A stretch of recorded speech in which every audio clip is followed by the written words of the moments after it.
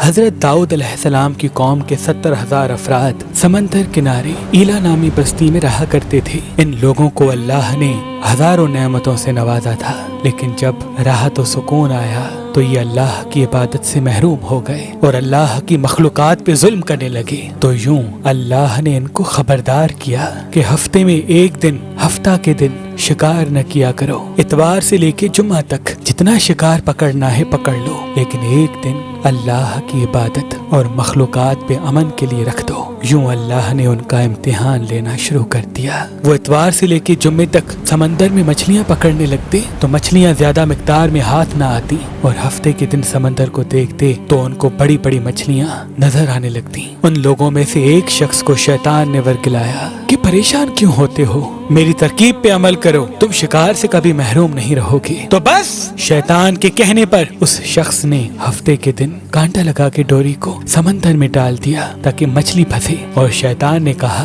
اس مچھلی کو تم اتوار کے دن نکالنا، اور یوں ہفتے کی حرمت بھی باقی رہے گی اور تمہارا شکار بھی ہو جائے گا۔ بس شیطان کی بتائی ہوئی ترکیب پہ ہفتے کے دن مچھلی پھنسی رہی اور وہ اتوار کے دن نکالتا اور خوشی سے کھاتا۔ جب آس پاس کے لوگوں نے پوچھا تو ان کو بھی یہ ترکیب بتانے لگا، اور یوں اس قوم کے کچھ لوگ ہفتے کے دن مچھلی پکڑنے کے لیے جال پھینکتے اور اتوار کے دن نکالتے، اور کچھ نے تو اس سمندر میں سے نالیاں بنا کے چھوٹے چھوٹے تالاب بنا دیے، کھڈے بنا دیے، تاکہ ہفتے کے دن جیسے ہی مچھلیاں یہاں سے گزریں تو ان تالاب میں پھنس جائیں اور ہم اتوار کو ان مچھلیوں کو نکال کے پکا کے کھائیں گے۔ اس گاؤں میں کچھ اللہ کے خاص بندے بھی موجود تھے جو کہنے لگے، اے لوگو، اللہ نے ہفتے کے دن شکار کرنے سے منع کی ہے، یہ جو تم جال پھینکتے ہو یا چھوٹے چھوٹے تالاب بناتے ہو، ان میں ہفتے کے دن اگر مچھلی پھنستی ہے تو یہ شکار ہفتے کے دن کا ہوگا۔ اللہ کے عذاب سے ڈرو، اللہ کی نافرمانی نہ کرو۔ وہ لوگ ان لوگوں کا مذاق اڑانے لگے کہ ہماری جو مرضی ہوگی ہم وہ کریں گے۔ اب ان بستی میں 3 گروہ بن گئے۔ ایک ان 70,000 میں وہ لوگ تھے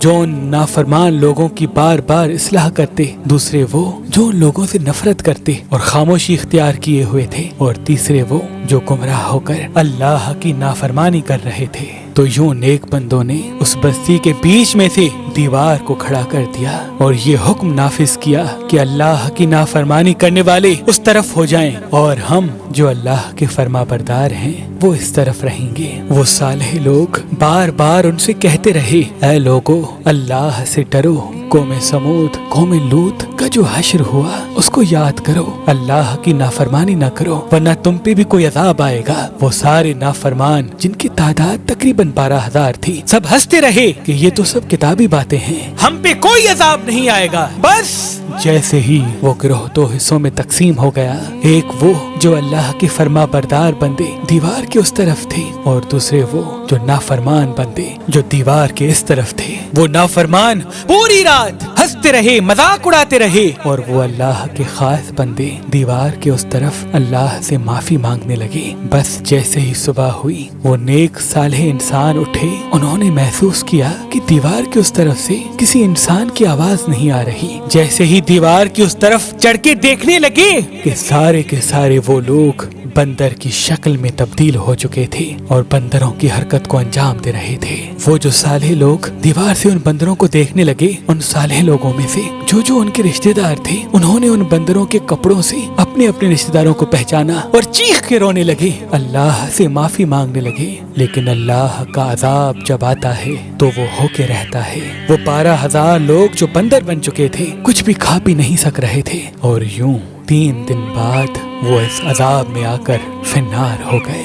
بے شک اللہ ان بندوں کو پسند نہیں کرتا جو اللہ کی نافرمانی کرتے ہیں۔ اے اللہ، ہم سب کو اپنا فرما بردار بندہ بنا، ہم کو ویسا بنا جیسا تو ہمیں دیکھنا چاہتا ہے۔ آمین ثم آمین۔